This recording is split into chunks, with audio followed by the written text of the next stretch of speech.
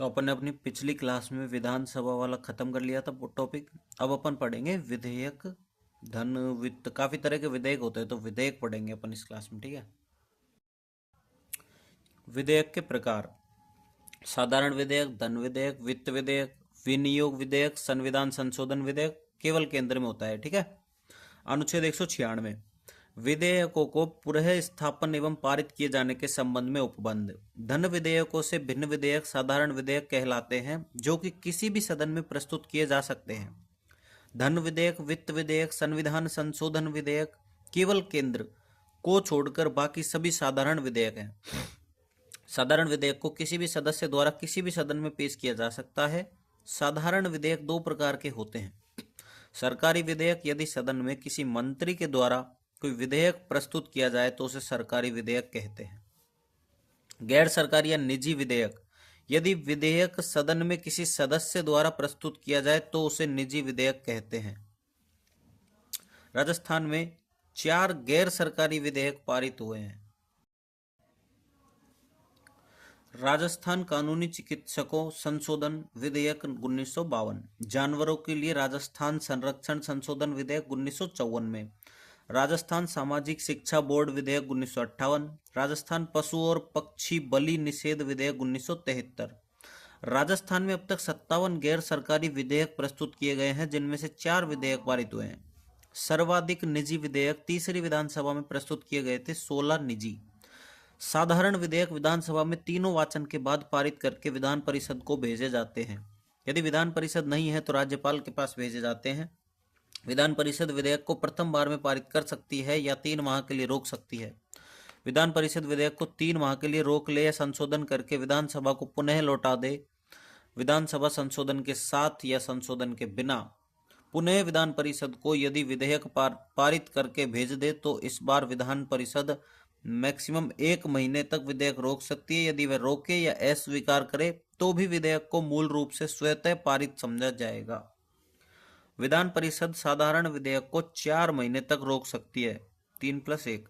यदि कोई साधारण विधेयक विधान परिषद में निर्मित पेश किया जाए तथा विधानसभा उसे अस्वीकृत कर दे तो विधेयक समाप्त माना जाएगा। कहिए, यदि कोई साधारण विधेयक विधान परिषद में निर्मित किया जाए तथा विधानसभा उसे अस्वीकृत कर दे तो विधेयक समाप्त माना जाएगा। साधारण विधेयक पर असहमति होने के मामले में विधानमंडलों के दोनों सदनों की संयुक्त बैठक का प्रावधान नहीं है। यदि विधानसभा भंग हो जाए तो विधेयक की स्थिति: यदि विधेयक विधानसभा ने पारित कर दिया है तथा विधान परिषद के पास लंबित है तो विधानसभा के भंग होने के साथ ही विधेयक समाप्त हो जाएगा।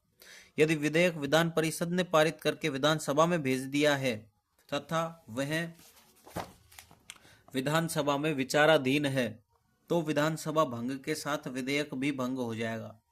यदि विधेयक विधान परिषद में पेश हुआ है तथा वही विचाराधीन है तो इस पर विधानसभा के भंग होने का प्रभाव नहीं पड़ेगा। यदि दोनों सदनों से विधेयक पारित होकर राज्यपाल के विचाराधीन है तो विधानसभा भंग का विधेयक पर कोई प्रभाव नहीं पड़ेगा। अब आता है धन विधेयक। अनुच्छेद 198, धन विधेयक प्रक्रिया। धन विधेयक विधानसभा में प्रस्तुत किया जाता है, न कि विधान परिषद में। धन विधेयक विधान परिषद वाले राज्य में विधानसभा द्वारा पारित किए जाने के बाद विधान परिषद के पास सिफारिश हेतु भेजा जाता है। विधान परिषद को 14 दिन के अंतर्गत विधेयक पर अपनी सिफारिशें सहित विधानसभा को लौटाना होगा। विधानसभा विधान परिषद की दी गई सिफारिशों को मानने के लिए बाध्य नहीं है, अर्थात स्वीकार या अस्वीकार कर सकती है। यदि विधान परिषद 14 दिन के भीतर धन विधेयक को नहीं लौटाती है तो धन विधेयक पारित माना जाएगा। अनुच्छेद 199, धन विधेयक की परिभाषा। कर, ऋण, संचित निधि व आकस्मिक निधि से संबंधित, संचित निधि से धन निकालना या विनियोजन, संचित निधि पर किसी व्यय को भारित करने की घोषणा, लोक लेखा से संबंधित। उपर्युक्त से संबंधित कोई प्रावधान विधेयक में हो तो उसे धन विधेयक कहा जाएगा। कोई विधेयक धन विधेयक है या नहीं इसका निर्णय विधानसभा अध्यक्ष करेगा। धन विधेयक राज्यपाल की पूर्व अनुमति से पेश किया जाएगा।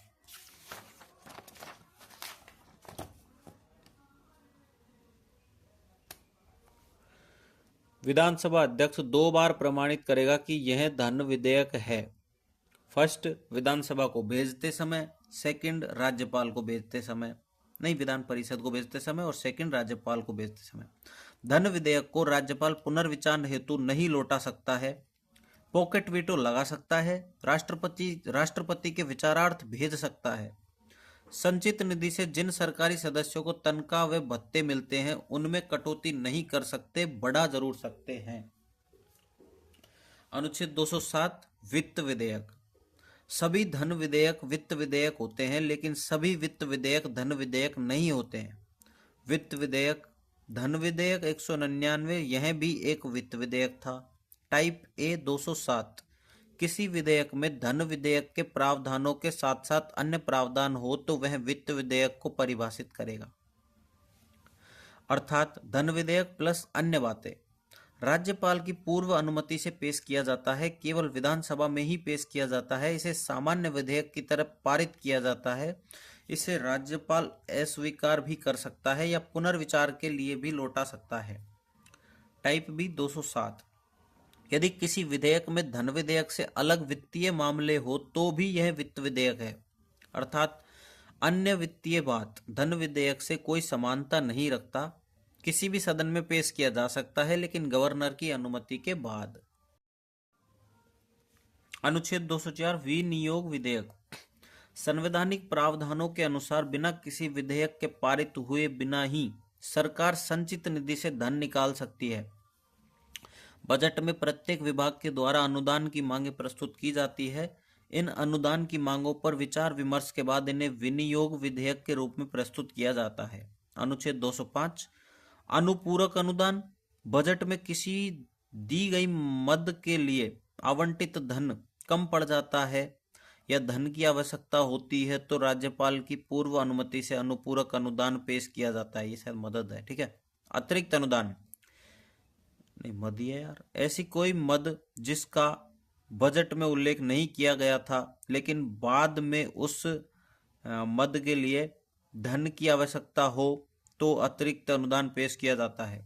अधिक अनुदान, यदि किसी वित्तीय वर्ष में संसद द्वारा आवंटित धन से अधिक धन खर्च किया जाए तो अगले वित्त वर्ष में लोक लेखा समिति की पूर्व अनुमति से अधिक अनुदान पेश किया जाता है।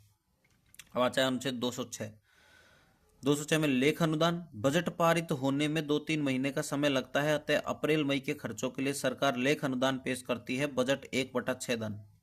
प्रत्यनुदान, यदि सरकार को आकस्मिकता में धन की आवश्यकता पड़े तो सरकार को कारण बताने की आवश्यकता नहीं है, वह प्रत्यनुदान पेश कर सकती है। अपवाद अनुदान, ऐसी कोई सेवा जिसका बजट में उल्लेख नहीं है परंतु सरकार को विशेष रूप से उस सेवा के लिए धनराशि चाहिए तो अपवाद अनुदान पेश किया जाता है। अभी आता है इंपोर्टेंट शॉर्ट पे, ठीक है। 188 में सदस्यों की शपथ, तीसरी अनुसूची। 189 में सदन में मतदान रिक्तियों के होते हुए भी सदनों की कार्य करने की शक्तियां व गणपूर्ति। 189 में विधानसभा गणपूर्ति बराबर 1/10 सदस्य। 190 स्थानों का रिक्त होना, पद रिक्त। 191 सदस्यों की अहर्ताएं निर्हरताएं। 192 सदस्यों की निर्हरताएं। 191 में से कोई सदस्य ग्रस्त हो तो राज्यपाल का निर्णय अंतिम होगा, सदस्य अयोग्य है या नहीं। 193 188 के अधीन शपथ लेने से पहले अयोग्य सदस्य होने के बाद भी यदि सदस्य के रूप में बैठता है तथा मतदान करता है तो उसे 500 रुपये प्रतिदिन जुर्माना देना होगा। 194 सदस्यों तथा सदन के विशेष अधिकार। 195 सदस्यों के वेतन भत्ते। 196 विधेयकों को प्रस्तुत एवं पारित करने के संबंध में उपबंध। 197 धन विधेयक से भिन्न विधेयक के बारे में उल्लेख, साधारण विधेयक का उल्लेख नहीं है। 198 धन विधेयक प्रक्रिया। 199 धन विधेयक की परिभाषा। 200 विधेयकों पर राज्यपाल द्वारा अनुमति। 201 राज्यों से संबंधित राज्यपाल द्वारा भेजे गए विधेयकों पर राष्ट्रपति द्वारा अनुमति। 202 वार्षिक वित्तीय विवरण, बजट शब्द का उल्लेख नहीं है। 203 विधानमंडल के प्राक्कलन के संबंध में प्रक्रिया। 204 विनियोग विधेयक। 205 अनुपूरक अतिरिक्त अधिक अनुदान। 206 लेखा अनुदान, प्रत्यानुदान, अपवाद अनुदान। 207 वित्त विधेयकों के बारे में उपबंध। 208 सदन की प्रक्रिया के नियम। 209 सदन में वित्तीय कार्यों से संबंधित प्रक्रिया के नियम। 210 विधानमंडल में प्रयोग की जाने वाली भाषा। 211 न्यायालय के किसी निर्णय की चर्चा विधानमंडल में न हो और न्यायाधीशों के आचरण एवं कर्तव्य के बारे में चर्चा न की जाए, अर्थात विधानमंडल न्यायालय के कार्यों में हस्तक्षेप नहीं करेगा। 212 न्यायालयों द्वारा विधानमंडल की कार्यवाही की जांच न की जाए। 213 राज्यपाल की अध्यादेश शक्ति। तो वित्त विधेयक का टॉपिक तो इतना सही है, इसको यहीं खत्म करते हैं। ठीक है।